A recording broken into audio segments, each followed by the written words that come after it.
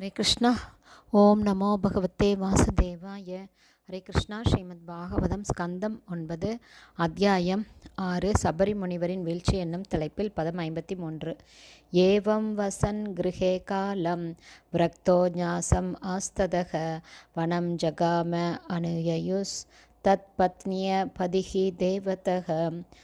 Word by word meaning. ஏவம் இவ்விதமாக, வசன் வாழ்ந்து, கிருஹே வீட்டில், காலத்தை கழித்து, விரக்த பற்றற்றவரானார், ஞாசம் துறவு வாழ்வில், ஆஸ்தித நிலை பெற்றார், வனத்திற்கு, ஜகாம அவர் சென்றார், அனுயயு பின்தொடரப்பட்டார், தத் பத்னிய அவரது எல்லா மனைவிகளாலும், பதி தேவதா அவர்களுடைய வழிபாட்டுக்குரிய பொருளாக இருந்தவர் அவர்களது கணவர் மட்டுமே என்பதால். டிரான்ஸ்லேஷன். இவ்வாறாக சில காலத்திற்கு குடும்ப விவகாரங்களில் தன் வாழ்வை சபரி முனிவர் கழித்தார். பௌதீக சகவாசத்தை துறப்பதற்காக அவர் வானப்பிரஸ்த வாழ்வை ஏற்று வனத்திற்கும் சென்றார். தங்களது கணவரை தவிர வேறு புகலிடம் இல்லாத அவரது தர்ம பத்தினிகளும் அவரை பின்தொடர்ந்து வனம் சென்றார்கள். பதம் 54. தத்ர தப்த்வா தபஸ்தீக்ஷ்ணம் ஆத்ம தர்ஷனம் ஆத்மவான் சகைக்வ அக்னிபீர் ஆத்மானம் யுயூஜ பரமாத்மனி.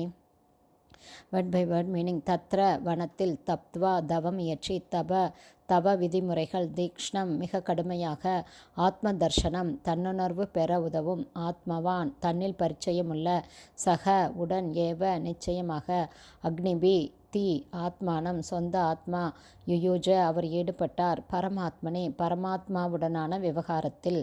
டிரான்ஸ்லேஷன்.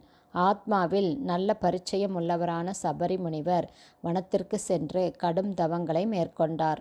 இவ்விதமாக மரணத்தின் போது ஏற்படும் நெருப்பில் அவர் இறுதியாக தம்மை பகவானின் தொண்டில் ஈடுபடுத்தி கொண்டார்.